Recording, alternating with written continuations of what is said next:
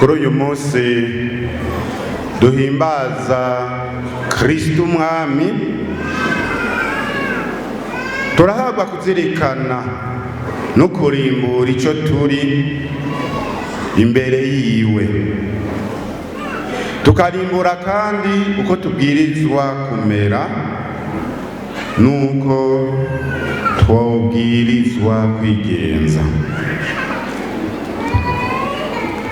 Uyu munsi mukuru wa Kristo Umwami duhimbaza kuri uyu munsi uwawushinze ubwa mbere na mbere ni n'ubweranda Papa Pio wa 11. Papa Pio wa 11 yawushinze mu 1925. Ubu turi mu mwaka w'ibihumbi 2025, haciye imyaka 100. Ico gihe Papa Pio wa 11 yawushinga hari umwaka wa yubile. Mwaka wa yubile y'imyaka 1925 ya Eklezia yose y'ibikagera, mugabo cyane cyane we yashimikira kuri yubile y'imyaka 1600 yari haciye kuva habaye inama nkuru ya Eklezia yabereye ahitwa Inise. Iyo nama ya Eklezia bita Concile yabereye Inise ni inama twe tokwibagira. Ubu twebwe ubu hashize imyaka 1700. None iyo nama igituma ariyo yafatiyeko ni iki? Nuko abepiskopi bari muri iyo nama ahinise mwaka wa 325 bamurikiwe na Mutima Mweranda, niho bahabwa gutegera yuko Data na Mwana basangiye kamere y'ubumana, bakanganya inganji kandi bakamana mu bumwe budacika. Ico kintu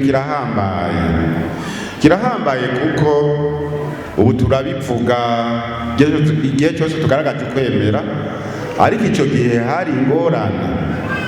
Hariho umuvuvyi yigisha inyigisho kandi akabivuga nk'umuntu wa Eklezia, umuvuvyi yitwa Arius.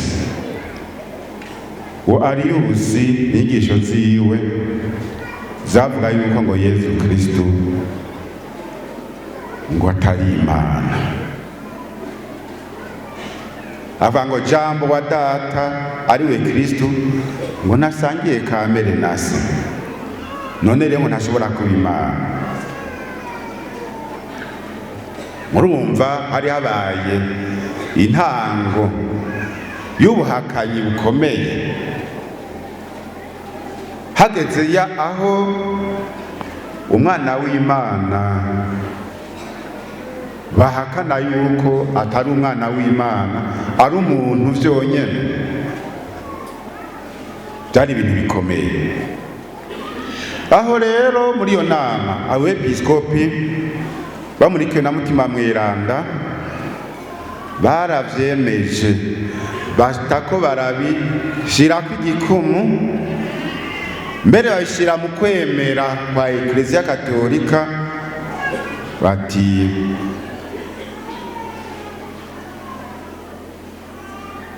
jambo wa Data ari we Kristo asangiye kamere na Se, ni Imana y'ukuri iva ku Mana y'ukuri. Asangiye ubumana na Data, inganje barayinganya kandi bamana mu bumwe budacika. Gutyo rero bari batanze inyishu itomoye ku nyigisho yo mu uwo muvuvyi yitwa Arius. Barabivuze bongera barabishimangira cyane mu kwemera kwa Eklezia, bashira mu nyigisho itomoye ko Yezu Kristo umwana w'Imana ari Imana iva ku Mana, umuco uva ku muco, Imana y'ukuri iva ku Mana y'ukuri, yuko vyose vyaremewe kuri we. Ico gihe rero Papa Piyo wa 11 ico gihe c'igihumbi n'amajana 925 yarevize nawe arabisubira nk'abishimangira, kuko ico gihe mu bihugu vy'i Buraya hari hatanguye novuga kwibonekeza umuyaga wa sekibi uriko uribonekeza uhuhutira cane cane mu butegetsi, kuko muri ivyo bihugu vy'i Buraya hariko hariganza intwaro zishingiye ku gitugu no ku bukazi, ico bita dictature. Ni muri ya myaka nko mu Butaliyano hari haje intwaro y'uwitwa Benito Mussolini, mu gihugu c'Ubudage hariko haraza witwa Adolf Hitler, mu gihugu ca Espagne uwitwa Franco, mu gihugu ca Portugal uwitwa Salazar Antonio de Oliveira n'abandi. Mwene izo ntwaro rero zanura cane cane kugaranira urwaruka mu ngendo y'ukurugira ibikoresho vy'ubutegetsi. Abo bategetsi bashaka urwaruka barugira ibikoresho byo gukandamiza abenegihugu. Mu gushinga uwo munsi mukuru rero muri Eklezia ikwiye kw'isi yose, Papa Piyo wa 11 yashaka ko abantu bo mu mihingo yose no mu nzaruka zose yuko bozirikana yuko umwami w'abami atari Mussolini, yuko umwami w'abami atari Hitler, yuko umwami w'abami atari Franco canke uwundi. Shaka yuko bategera yuko umwami w'abami bose babwirizwa kubaha, bakamugamburukira, bakagwanira ingoma yiwe, kandi no kumusenga akamusenga yuko uwari Kristo. Niho mbere uwo Papa yaciye asaba ko hokomezwa imihari gatolika kugira ngo ifashe urwaruka gushira mu muzirikanyi ubwo bwami bwa Kristo, gutyo ntiruhave rutsingamikwa n'ivyiyumviro vy'ubuhakanyi n'ubupagani vyaranga abategetsi bamwe. Papa Piyo wa 11 mweranda shatse kwibutsa yuko Kristo ari wakwiye kwimikwa mu mitima, akimikwa mu ngo, akimikwa mu mibano. Mushinga ko uwo munsi mukuru uhimbazwa ku munsi w'Imana wa nyuma w'umwaka wa liturujia, bwabaye uburyo bwo kwibutsa ko mu mpera n'imperuka ya vyose Kristo umwami w'isi n'ijuru ari bazotunganya vyose nk'umucamanza atakimusoba, gutyo ibiremwa vyose bibone ko atahandi ari ubukiriro atari muriwe. Niwe rero tugenda tugana, niwe merekero yacu, niwe maherezo yacu. Beje kumva mu gisomwa ca mbere badusomeye mu gitabo ca kabiri ca Samueli, bakatusomera vyabereye ahitwa Hebroni igihe Dawudi yatigwa, akatigwa n'uwitwa Samueli.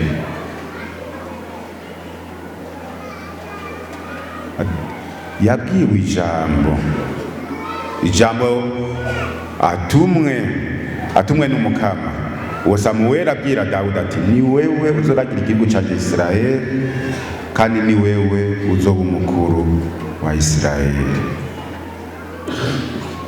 Ivyo mugabo umukama akabivuga ati, ni wewe uzombera ijisho, kuko muri Isirayeli baremera yuko umwami ari umukama Imana. naho rero Dawudi yaciye sigwa amavuta w'umwami wa Isirayeli, umwami aragire Isirayeli ku izina ry'Umukama, ku izina ry'Imana. Aho ni mu gisomwa ca mbere, aho ni mu gisomwa ca mbere.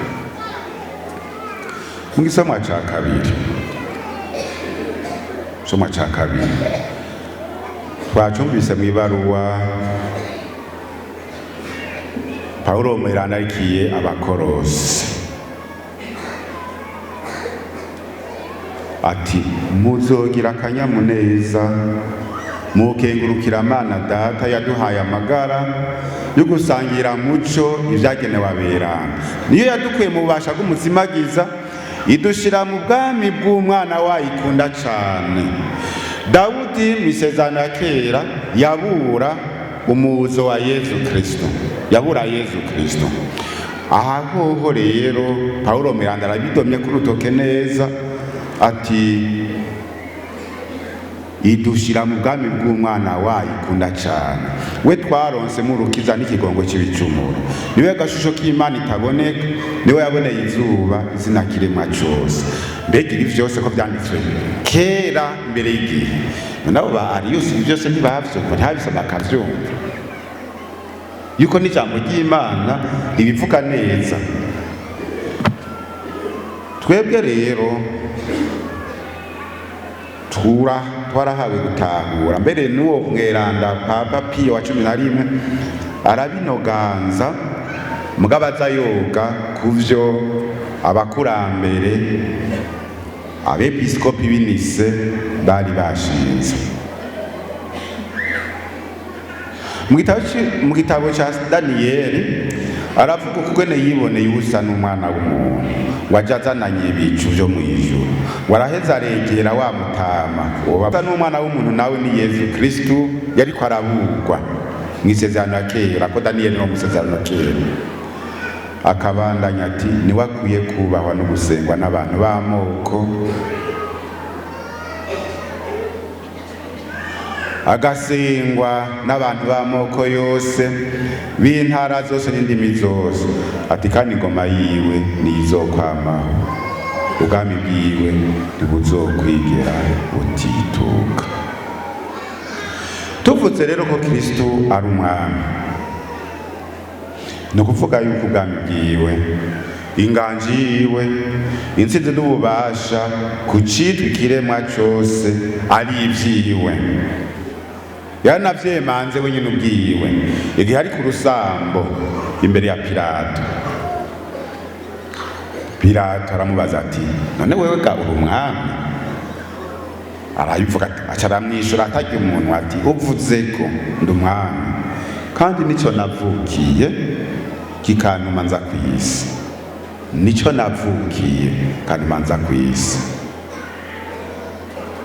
Kurya umuntu yidondora uwo bari kumwe na Yezu aridondoye ko ari umwami, mbere agaca anabitomora neza, babitomora neza yuko atari umwami asanzwe. Si umwami asanzwe kuko akarangamutima k'ubutegetsi bwiwe gashingiye mu kuri, mu rukundo rw'ikigongwe hamwe n'ubweranda. Niwe mwungere nyawe yaje kwegeraniriza ubusho mu ruhongore rumwe. Icatumye aza kw'isi akaza kubana natwe nugira ngo ashingire intahe n'ingingo ukuri. Nukuri rero gushingiye mu rukundo, ari naco gituma ukunda ukuri wese ari we yumva ijwi ryiwe. Uwo Yezu Kristo niwe Musa afatanije ku rugero rwuzuye amabanga y'ubwami, ubusaseredoti n'ubuhanuzi. Ubwami bwiwe bufatanye n'ubusaseredoti bugafatanwa n'ubuhanuzi. N'umwami kuko yahawe kuragira igihugu c'ab'Imana iyo bava bakagera, akabaragira yitwaje inkoni y'ubutungane n'ingingo. N'umusaseredoti kuko niwe yikwije ibikenewe vyose ngo abo Data yamushikirije bose abatagatifuze bashikira ubweranda nyabwo. Niwe muhanuzi kuko ukuri agushikiriza ku buryo bw'umurava kandi yigera atinya kukwemangira. Uwo rero niwatwidondora ati jewe ndi inzira ukuri n'ubuzima. Ubwami bwa Kristo si nka kurya abandi bami duhora twumva bwari bumeze. Oyaye, wewe ni ubwami budasanzwe kuko bwiyerekanye mu kwitanga ku musaraba. Umushaha wiwe urugurugwa, wuguruwe na rya cumu rya wa musirikare. Umushaha wiwe wuguruwe, amaraso n'amazi bivamwo biza kuhagira abiwe, twebwe turi ku rugendo. Gutyo biza kutwuhagiza inema n'ibindi vyiza bose bakeneye, abanyarugendo bakeneye kugira ngo bashikane neza urugendo badata umurongo. Uwinahazwa bwiwe nabwo bugaragarira mw'isinzi ry'aberanda bashikiriye urugori rw'intsinzi. Ba bandi bamaze kwambara amakanzu yera, bama bafise ibisandasanda mu minwe, bakaba banahaza inganji yiwe bamuhayagiza udahengeshanya. Uwo Kristo niwe jambo wa Data, ni Imana iva ku Mana, n'umuco uva ku muco, ni Imana y'ukuri iva ku Mana y'ukuri. Murabizi namwe umwami aba ari umutegetsi, ivyo murabizi. Ariko abami bigeze kubaho mu Burundi, haraho ubwami n'ingoma yabo vyagarukiye. Ubutegetsi n'ububasha bwa Kristo vyovyo ntibivuguruzwa, haba kw'isi haba mw'ijuru. Ariko kandi ntabukoresha hakurya kw'abantu, babikoresha nk'umwungere mwiza. N'umwami mwungere mwiza, umwe yitwarika intama ziwe, haba mu kuziturukiriza mu bwatsi buremvye, mu kuzibungabunga ngo ntihagire n'imwe izimira, niyazimiye akaja kuyirondera agashirwa itoye. Abigira reka ngo ubwami bwiwe mu kwitwarika intama imwe yose uko imeze kose, kugira ngo ntagire n'imwe igira ikibuza. Mw'ijambo rimwe, ubwami bwa Kristo ni ubwami bushingiye ku kwitanga ku mwami bwiwe, kujya kumwungere yama araje ishinga nuko izaragiye zomererwa neza kandi ntagire iyimuzimirana canke imukomerekana. None rero ubwami bwiwe si ubutegetsi bushingiye mu kwitwaza igikenye canke amayeri, si intwaro y'agacizo, ni ubutegetsi bwisangije akaranga, nk'uko Yesu wenyene avyivugira kandi akabihanura n'abiwe ati murazi ko abatwara amakungu batwaza igikenye kandi ko abakuru bayakandamiza. Muri mwebwe ntibikamere gutyo, ahubwo ushaka kuba mukuru muri mwebwe arababera umusuku, ushaka kuba uwa mbere muri mwebwe nawe ababera umushumba. Ni nk'uko n'umwana w'umuntu ataje ngo bamukorere, ahubwo yaje gukorera abandi no gutanga ubuzima bwiwe ngo abere incungu benshi. None rero wa mukristo we, aho uri hose, wa musore we, wa mwigemewe, wa mushinga ntawe, wa mupfasoni, nawe nyene wa mwana, wa mukristo we, aho uri hose, niwame wibuka yuko ufise Imana muvyeyi yakuremye igukunda,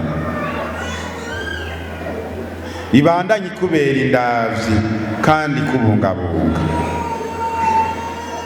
Wewe wifitiye ingorane ukabura uzitura, Imana yo irakubona. Bandanye uyizeye, ntihazobura amayira iyo Mana izogutorera kugira ngo iguhe kwogorora. Naho vyoba vyarashitse ugaca amayira adashika, ugahenda ukazimira, ntiwihebure, nukirurutse nyabuna agatima, umenye ko Imana itaguhevye, ahubwo ibandanye kurondera kugira ngo nka ya ntama yazimiye ishigwe gushikanye kuco yakugeneye. Vyongeye iri jambo twese nirutume turema, naho amabingira yoza angana gute, agomba kujanjagura canke guhubisha, urafise Imana ikubereye umwungere kandi yama yarikanuye. Papa Pio wa 11 mweranda mwikete inyigisho kwa Primas yashikirije igihe afata ingingo gushinga umunsi mukuru wa Kristo Umwami, yarakebuye abakristo ngo bihweze babone kugena iyi si turiko imeze nk'iriko irashishimurwa n'umuyaga wuzuye imyuka mibi, indwara n'akaranda kitwa ubuhakanyi bushingiye ku bwishime, aho umuntu agera ku rugero rw'ahabona ko vyose avyishoboreye, ko Imana ataco yikenerako. Ugushingira intwaro n'imibereho y'abantu kubuhakanyi nta kindi bikwegera umuryango w'abantu atari ukuzingama no gutikira. Aho abajejwe intwaro n'ubutunzi batacitwararika gusonera amabwirizwa n'ishaka ry'Imana bisanzwe biri muri kamere y'umuntu, ubupagani buca busasigwa indava, ibintu bitari bike bikadabangana. Nico gituma umunsi mukuru wa Kristo Umwami wo kwamutwibutsa yuko tutari kumwe nawe ataco twokwishoboza. Ubwami bwiwe burengeye vyose, ariko n'ubundi abisubiyemo si ubwo kuri iyi si, kandi burarengeye ubw'abandi bami, burarengeye ubw'abandi bategetsi babayeho, abariho n'abazoza.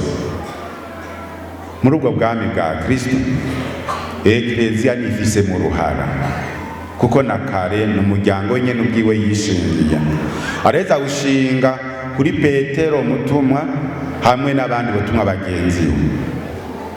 Umuryango w'abantu rero, Ekleziya ifise uruhara rukomeye, nka kurya k'umutima ufise uruhara rukomeye mu kubeshaho umubiri.